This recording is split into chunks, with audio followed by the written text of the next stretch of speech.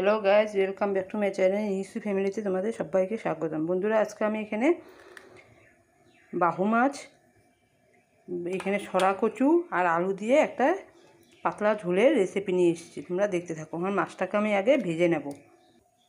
এখানে হলুদ অ্যাড করে দিলাম, এখানে লবণ অ্যাড করে দিলাম। এখন মাছগুলো ভাজা করে নেব।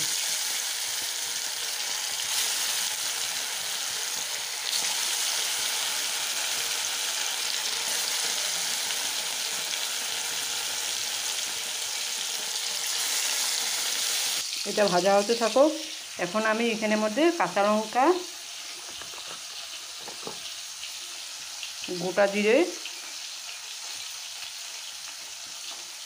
আর গোলমরিচ, আদা দিতে পারো, আদা তো আমার ছিল নেই, এই জন্য দিতে পারছি না। এখন এটাকে আমি পেস্ট করে আনি।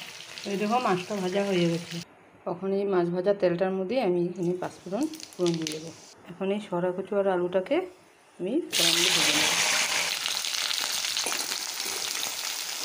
মধ্যে একটু হলুদ অ্যাড করে দিলাম, সামান্য একটু লবণ অ্যাড করে দিলাম। এখন লাল করে আগে ভাজাটা করে নেব, তারপর মশলাটা দিয়ে কষিয়ে নেব।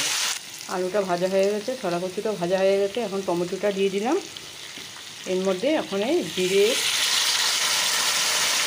কাঁচা লঙ্কা, গোলমরিচ এগুলো সব অ্যাড করে দিলাম। সামান্য আর একটু হলুদ দেবো আর একটু কাশ্মীরি লঙ্কা কালার হওয়ার জন্য দিই, আর সামান্য তেজপাতা দিয়ে দিলাম। এখন ভালো করে এটাকে ভালো করে কষিয়ে নেব। এই দেখো তেল ছিঁড়ে দিয়েছে। এখন এটা কষানো প্রায় হয়েই গেছে। এখন আমি জল অ্যাড করে দেবো।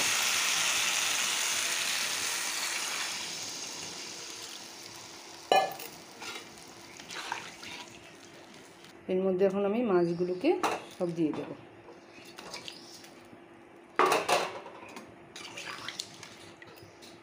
দিয়ে এখন একটু ঢেকে রাখবো সেদ্ধ হওয়ার জন্য।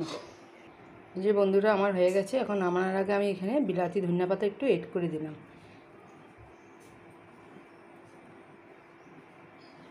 ভালো লাগলে বন্ধুরা লাইক শেয়ার কমেন্ট অবশ্যই করো, পাশে থেকো, সাবস্ক্রাইব করে দিও। আমার পরিবারে জয়েন্ট হয়ে যেও, আমিও তোমাদের পরিবারে জয়েন্ট হয়ে যাব।